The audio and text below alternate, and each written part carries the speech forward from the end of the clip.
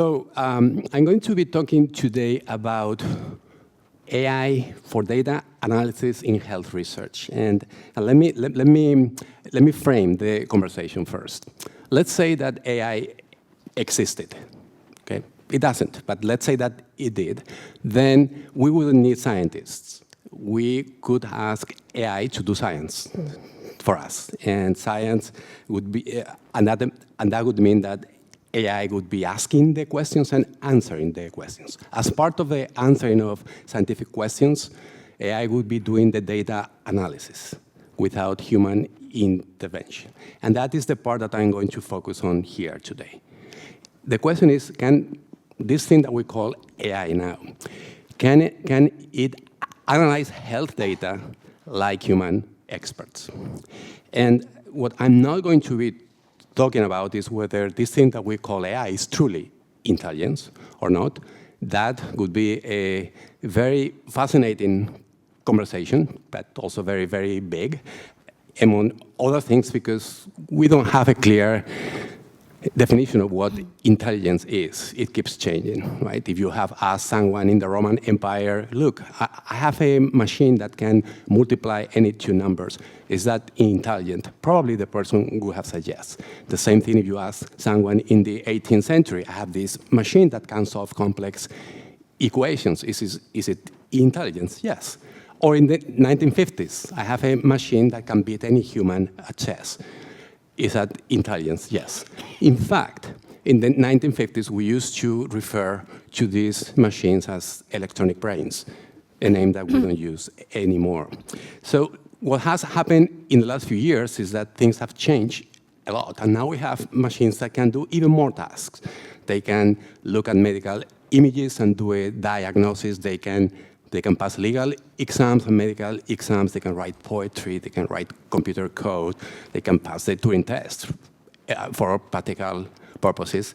And now we have decided to call that AI. Actually, tech companies did, and we all followed. So this may or may not be true intelligence, but that's not the point here. That's not what I'm going to focus on. Maybe 10 years from now, 20 years from now, people will look back at our use of AI like we now look back at the use of electronic brains in the 1950s. But I'm not going to focus on this part. I'm going to take AI as we use that term now. Also, I'm not going to focus on the potential harms of AI. Like all new tech, there are harms. There are many that exist now that have been widely documented now. And like for all powerful tech, we expect that there will be a wave of regulation coming, and there are experts here about this topic that can talk about this much better than I could. So, focusing on AI for data analysis of health data, can AI do this? And you can notice a little bit of anguish in my voice when I say that, because, of course, answering yes to these questions would mean that people like me and others couldn't be needed. So really the question that I'm asking here is, are we needed?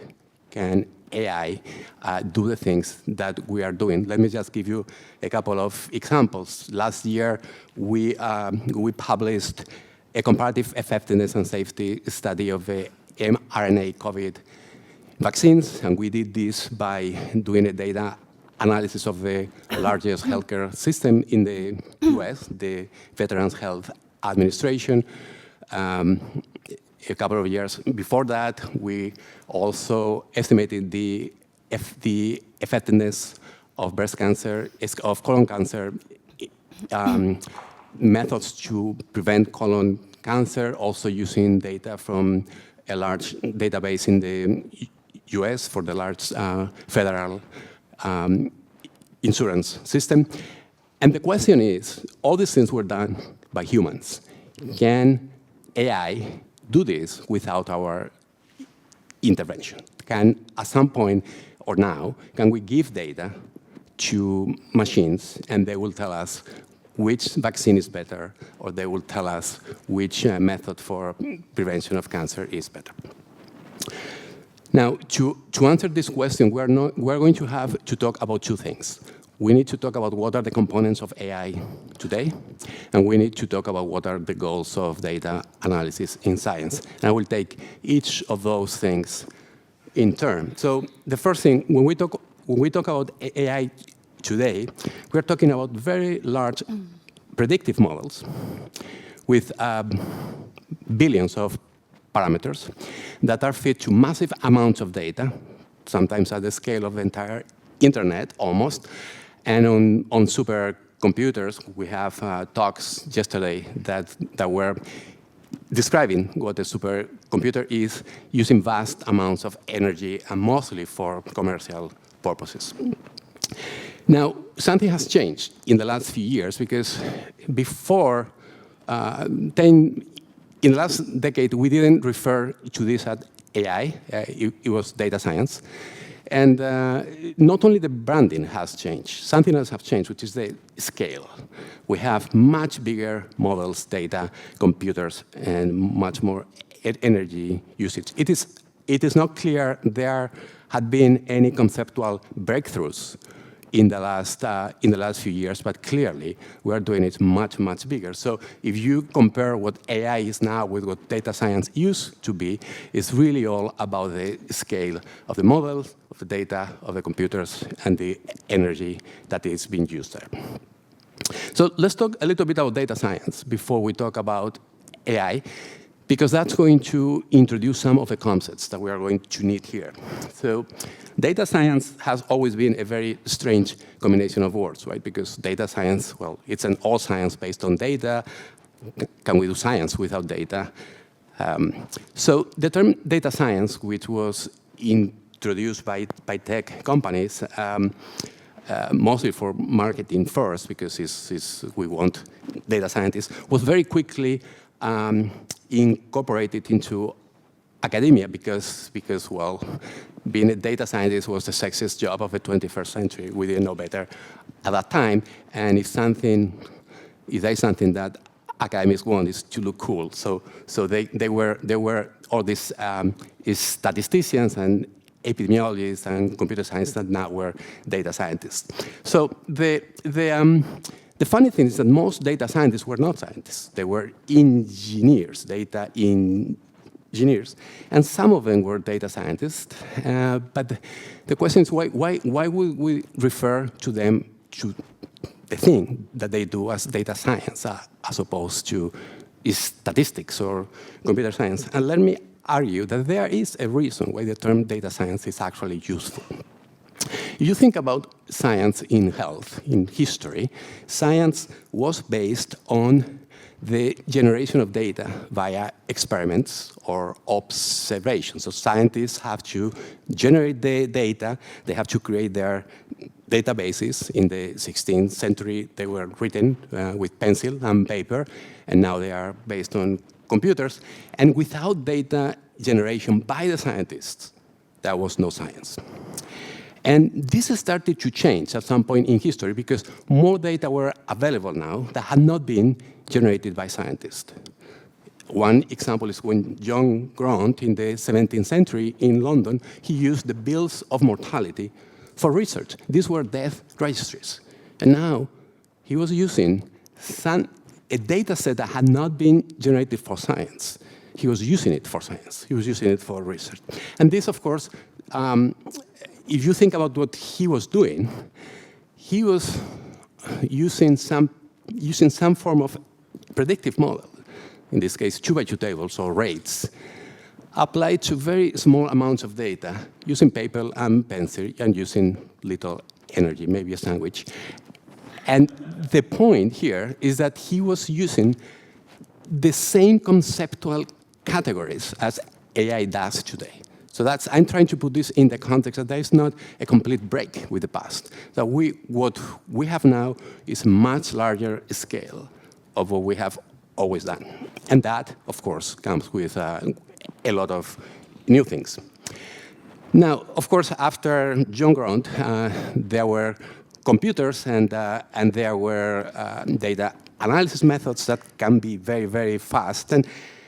And this brought a new way of doing science, which is that starting maybe in the 70s, when epidemiologists started to use large databases, we have now a situation that we could do science by generating data, or we can do science by repurposing data that we find, data that were not generated for research. And I'm going to argue that data science is just a shorthand for data repurposing science. When we talk about data science, we are talking about how to do science with data that had not been generated by scientists as part of a scientific process. And that is a very powerful way of doing research now. We learn a lot of things by using this data.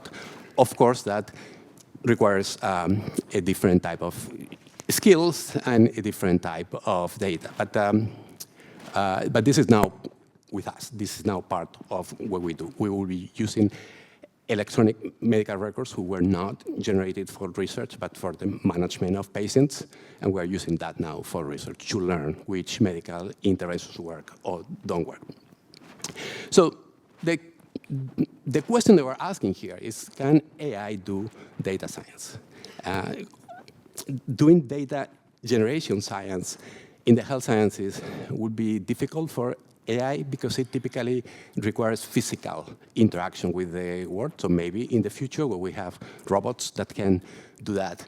But data repurposing science does not require an embodied AI because the data are already there.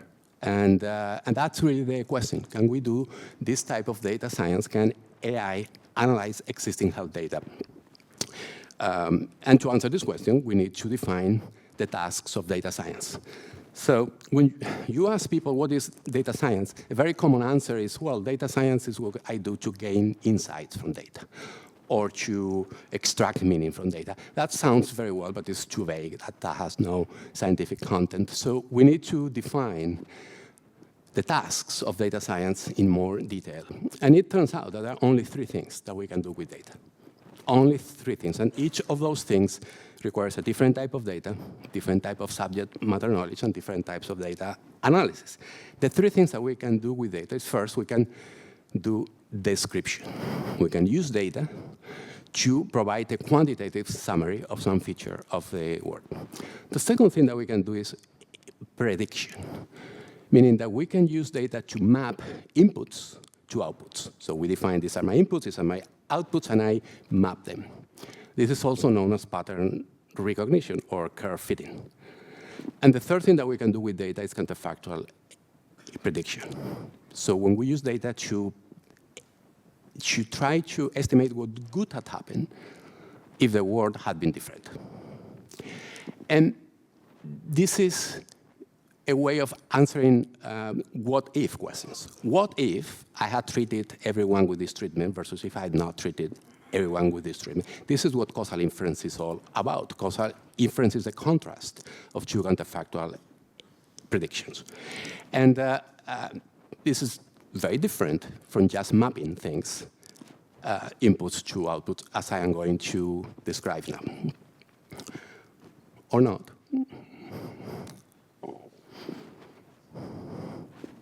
Okay, so let's talk about each of these tasks.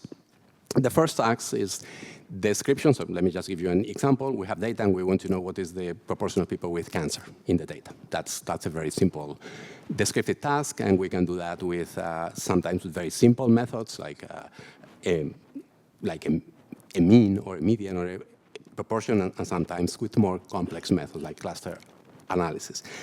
The second task, let me give you an example. We have data, and we want to find patients that are at high risk of cancer. And that's something that we do. We can do, again, with very simple supervised learning, like a 2x2 table, or we can, which is like a model with 2 parameters, or we could fit an actual Cox model or any type of model with 10, 20, 100 parameters, or we can fit a deep learning model with millions of parameters or billions of parameters. It's all the same thing. All these things are doing the same thing. They are finding patterns in the data. They are mapping inputs to outputs.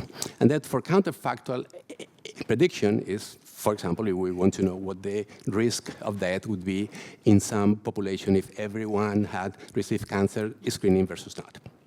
And this is something that we can do in some cases also with very simple analytics. If we have a large randomized trial, we may be using just a 2x2 table, or if we have longitudinal data with treatment confounded feedback and all complex issues going on, then we may need to use G methods like the G formula.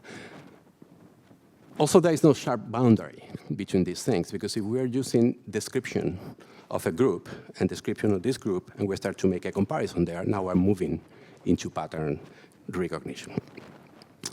So the thing, when we ask the question, can AI do data science? Can data science be automated? We need to talk about each of these tasks separately, because we cannot just ask about data analysis as if that were the same thing. There are 3 different tasks that we are doing there. So for description, the answer is easy. Yes, of course, this is something that can be automated. For just pick some variables that you want to quantify, and we can write an algorithm that will do that. For pattern recognition, the answer is yes. That's also a natural goal for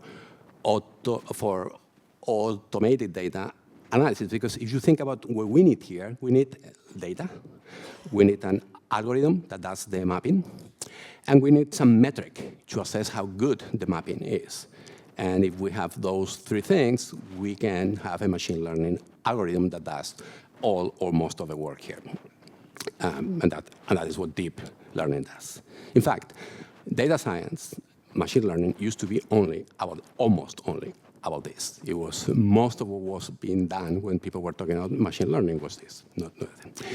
Now, if you think about, for example, with tech companies were doing in the 2000s when they were talking about machine learning, it was all examples of pattern recognition, of how to find disease in people based on the variables or the images that we have for those people. Large language models also use pattern recognition, big time, deep learning, but not only that. We'll be talking about that later. Something that I like to mention is that pattern recognition is not sufficient for decision making. Generally, if we find that someone is at high risk of death, that's great. We have learned now that the decision has to be made. But the pattern recognition itself is not helping us decide which actual course of action we need to follow. So pattern recognition, even though we talk about machine learning as a great help to decision making, is not clear. That leads to actionable things.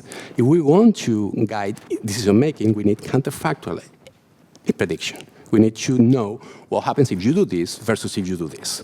And that is where the decision making part comes into the picture here. So can AI do counterfactual prediction, causal inference, which is the 3rd task? Well, let's think about what the steps of causal inference from data are. Well, first we need to ask a causal question, and we can do that by describing the hypothetical randomized experiment that we would like to conduct, if we could. And then we have to answer the question, which if we can actually conduct the randomized experiment, great. And if not, we have to use the observational data, the real-world data, to emulate that target trial as closely as possible. And then we have to analyze the data. Again, here I'm focusing just on the last part. For the time that we have, we are going to focus just on the data analysis. There are fascinating questions about whether AI can work on the other components of causal inference, and many groups are working on that now. So the point here is that data analysis for counterfactual prediction is different than data analysis for prediction, for pattern recognition only. And what is mostly different is the need to incorporate knowledge about the causal structure of the problem that we are dealing with. So if we are doing pattern recognition in the data, we find patterns. We may find that if I use all the information available at the time that the patient comes into the doctor's office, I can predict the risk of death in the next year. So maybe I find out that if someone has been hospitalized in the previous 6 months, are more likely to die next year. Great, that's a pattern, that's very helpful. Of course, it's not causal. It doesn't mean that we are not going to let people get hospitalized in the past, so they don't have a higher risk of death in the future. It's a pattern and it's important, but there is nothing causal there. We don't need to know what the causal structure joining hospitalization in the past with death in the future is. For counterfactual prediction, we need that. And let me give you 2 examples where this happens. So in the first example, so I'm going to give you two examples that are, in the interest of time, are oversimplified, but I think that they convey the points that I want to make here. The first point, so in both examples, the setting is the same. We have a large database with millions of people, maybe from some health system, and we want to use the data to quantify the effect of some possible intervention. I'm going to talk about screening for cancer, and I'm going to go about cigarette smoking during pregnancy. The question is, can this task, can we estimate this causal effect with this data using pattern recognition only without any expert knowledge? And the answer in both cases is going to be no. And I'm going to show you why no, because actually it's going to be no, but for different reasons. The first case, let's say that we have a large database. We actually did this with hundreds of thousands of people over the age of 70, and some of them get screening for cancer and some of them don't. Of course, people who do and don't get screening are very different types of people, because people who get screening for cancer may be people who have better access to healthcare, they are more concerned about their health, they don't smoke as much, they do more exercise. That is confounding. So because that is confounding, we need to estimate the effects, we need to adjust for these confounders. And what we did here was, okay, let's say that we use only pattern recognition methods applied to the data that we have and estimate the effect. What do we find? Do we get a reasonable answer? No, we don't. We don't. We actually get that people who get cancer screening are estimated to have a 6 percentage points lower mortality than people who don't get it, which is not possible, because only 2% of people die from colorectal cancer. So even if cancer screening were perfect at preventing every single case of cancer, we couldn't find 6 percentage points. This is all wrong. And we did it using state-of-the-art machine learning methods. So what is going on? It's simple. There are things that are not in the data. We don't have in the data variables like cigarette smoking or physical activity or health consequences. We have this causal model in our head that is represented by this causal graph that tell us that there are variables we need to adjust for. But the pattern recognition method cannot find patterns that don't exist in the data. So, of course, the machine learning method, we are going to input the data, it's going to give us an answer. The answer is not going to be correct, but we only know it's not correct because we are using causal model, a causal model that is not in the data. So even if we have data on 10 billion people, that doesn't change. This is the type of data that we have. So this is one example. The other example is, let's say that we want to estimate the effect of cigarette smoking during pregnancy on infant mortality. Same problem. Pregnant women who do and don't smoke are different in their lifestyle, in their patterns, in their health. So we need to adjust for those confounders. We need to adjust for things like alcohol drinking or diet or access to care. And these are things that are associated with both cigarette smoking and infant mortality. The problem is that there are other things that are also associated with smoking and mortality, and these things are not confounders. They are, for those of you who are familiar with graph theory, they are colliders. These are variables that if we adjust for them, we introduce bias. But they are statistically indistinguishable from the confounders. Again, if we use a pattern recognition method, it will adjust for those variables, and then we will get bias. So this has been the basis of the birth-weight paradox for a long time. So the point here is that pattern recognition algorithms will get causal inference wrong for two reasons. Either they're missing features that should be adjusted for but are not in the data, or they are adjusting for features that are in the data but should not be adjusted for because they introduce bias. So blind pattern, causally blind pattern recognition doesn't typically doesn't work. If we think about the three tasks now, we have our description, prediction, and counterfactual prediction here, and all of them are based on data. But for the last one, we need to combine the data with a causal model.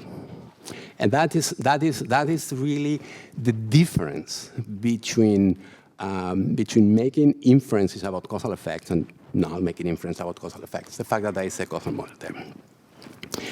Now, there is one way of getting rid of that requirement of a causal model if we can randomize. If we can randomly assign people to one treatment or the other, then we don't need the causal model, because then people are expected to be similar in the groups. Of course, we cannot always randomize. We cannot randomize, for example, pregnant women to cigarette smoking or no smoking, so this is not a general solution to the problem. But if we can randomize, then we just get rid of the causal model. And then causal inference is pattern recognition. Then there is no difference between both things. Now, we have said that causal inference requires either randomized experiment or a causal model. So if we want AI to make causal inferences, it would require either conduct a randomized experiment or acquire a causal model. We have just said that a randomized experiment in the real world is beyond the abilities of AI today, but how about AI acquiring a causal model? Can that happen? Let's think about how humans acquire their causal models. There are two main sources. One is trial and error. Every day of our lives since we are born, we are constantly experimenting with our physical environment. Every time that I step on the floor, that's an experiment. I know I'm going to go this way, right? So we are doing trial and error until we learn causal models. Sometimes people say that we acquire common sense or understanding. So that's one way for us to learn. The other way is we just read what other people have done and the experiments that other people have done and the observations, and we need that. So we need either a physical interaction with the world or the ability to interpret prior work. Are these options available to AI? Well, the first one, let's talk about the first one first. Can AI do experiments? Actually, yes. Virtual experiments. In digital environments, yes. I mean, think of games like Go. Go is a game that, as we know all, we have computers that can beat any human. And that is very impressive, and also it's very impressive because that is causal inference. Playing a game is making causal inferences. Every time that we have to decide whether to make a move or not, we're thinking about the potential outcomes of this move versus this move versus this move. So games are causal inference. And we have now an example of a setting in which machines do causal inference much better than humans. How is that possible? Because machines are trained by doing experiments.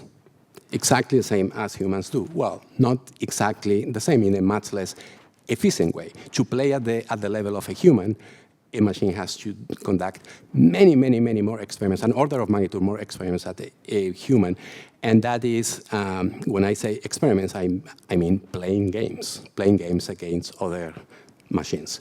So this happens, this is possible because in the context of games, we have some important things that don't happen outside of the context of games. First, we have perfect information, meaning that at any time during the game, we know everything that there is to know. We know the position of all the pieces on the board. That's all. So we know everything. Then we know the causal model. We know the rules of the game. It's perfectly known. And third, we can conduct as many experiments as we want. We can play an arbitrarily large number of games. So when those three things happen, we can have a machine that can simulate many experiments, play many, many games, and that leads to causal inference. There is one problem, though, that the space of possible moves and possible games is vast. It can never be explored. It's an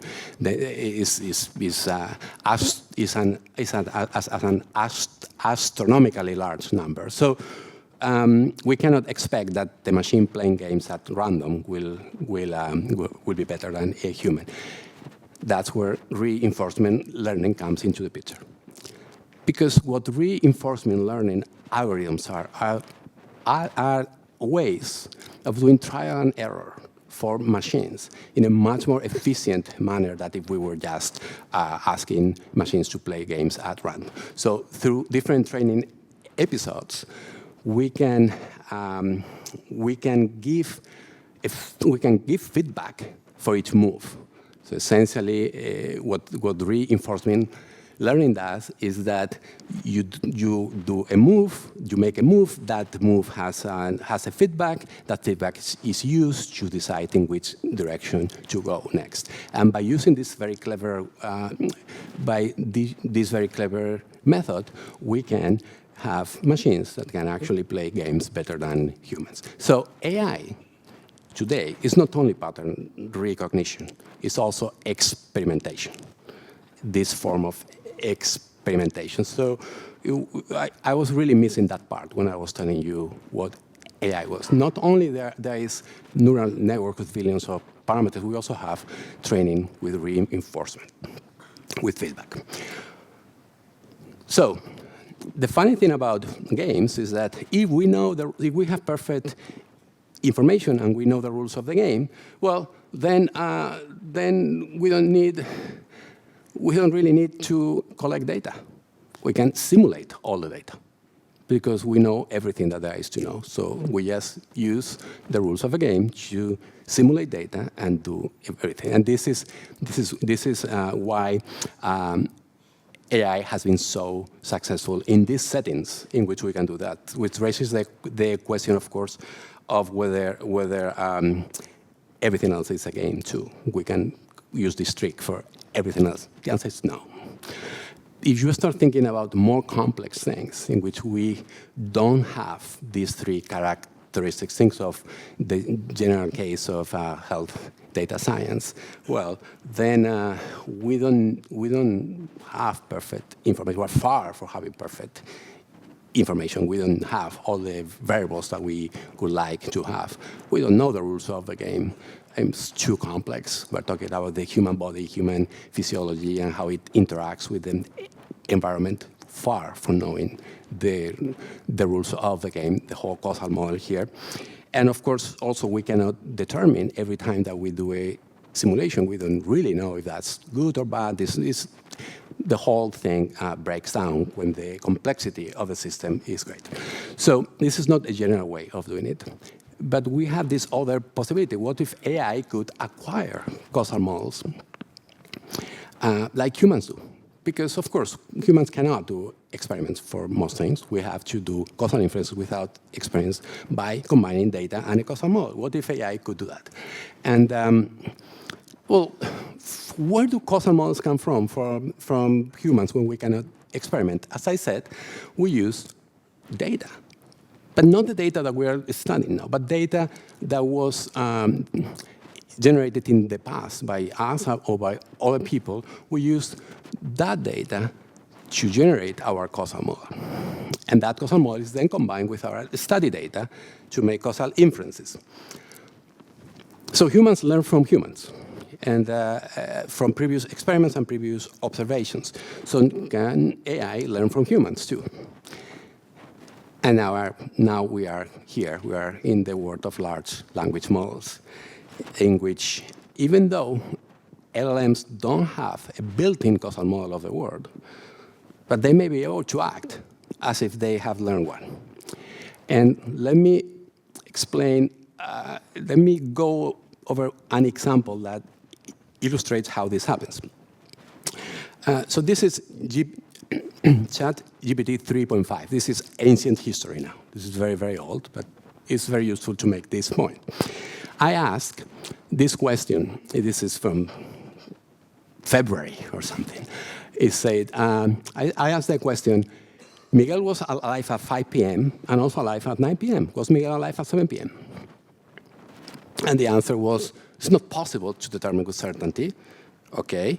And then said, it could have been alive, died, then brought back to life. And so without additional information, it's impossible to say for sure. Okay, this is a very weird answer.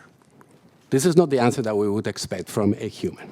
Why did I ask this question? Because at this time, there was a lot of fuss in the press because a colleague of mine at Harvard, Steven Pinker, was making noise and saying, look, how can we trust these LLMs when they cannot answer questions as simple as this? I actually went on to say, well, Miguel was not brought back to life during that period. Was Miguel alive at 7 p.m.? And the answer is like, well, if Miguel was alive at 5 p.m. and also 9 p.m. and he was not brought back to life, then it is reasonable to assume that Miguel was alive at 7 p.m. and then say this is all based on the premise that he didn't die. It's a very weird answer, okay? And this is not how humans could answer. So how are these models trained? Well, the way they are trained is that we have the massive pattern recognition capabilities, and then we have reinforcement learning. But the learning now is not done with feedback from experiments, it's doing feedback from humans.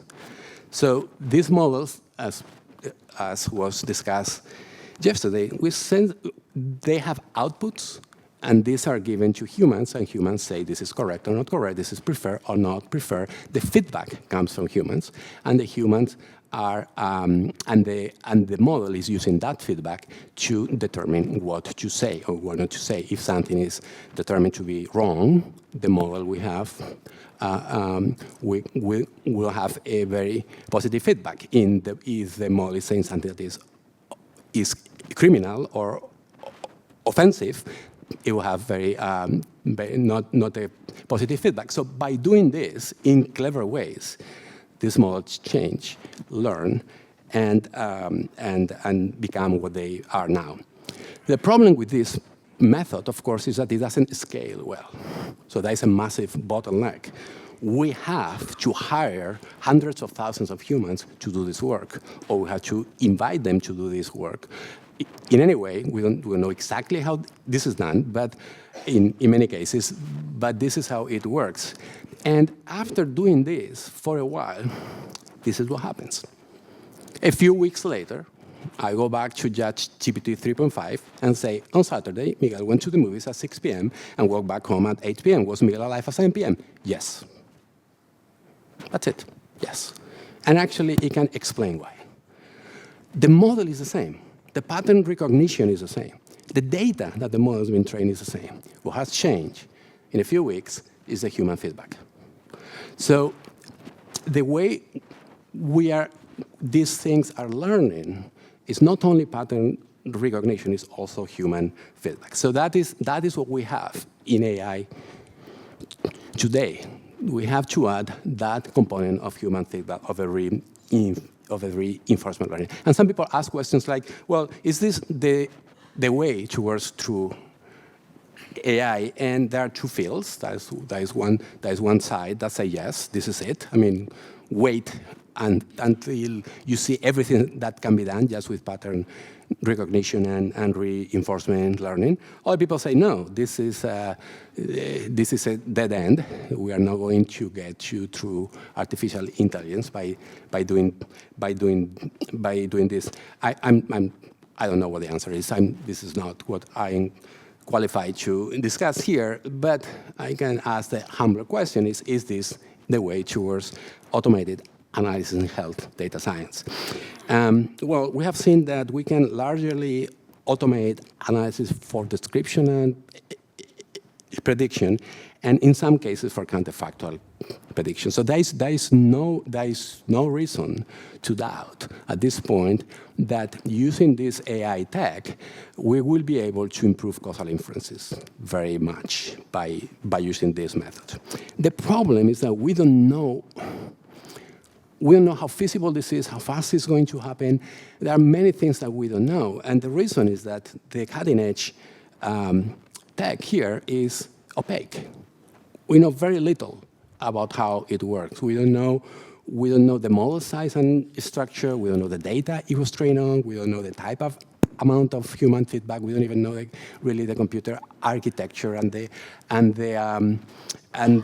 energy that is using. So OpenAI would not talk about these things. So it's very hard to do science like this, because we have a black box that can change from week to week. 2 weeks ago, it didn't know whether I was dead or not, and 3 weeks later, it tells me, you are not dead, congratulations. So it's changing, but we don't know why it's changing.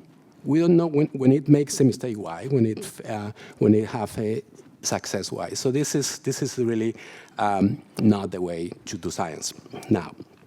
So if we want to make causal inferences, we will need either pattern recognition plus experimentation or pattern recognition by a causal model. And the question that many people are working on now is, can we teach a causal model to computers?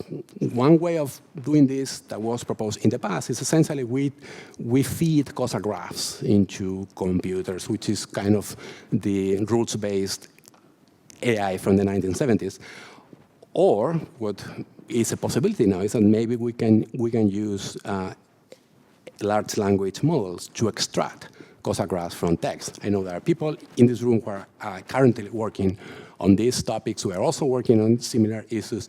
This is a very active research field now, and hopefully we can do this with open source LLMs at some point soon. So I'm going to finish here. Whatever you call this, AI, artificial intelligence, it is not artificial intelligence. But if we want to call it AI, that's fine. It's just different from what we had before.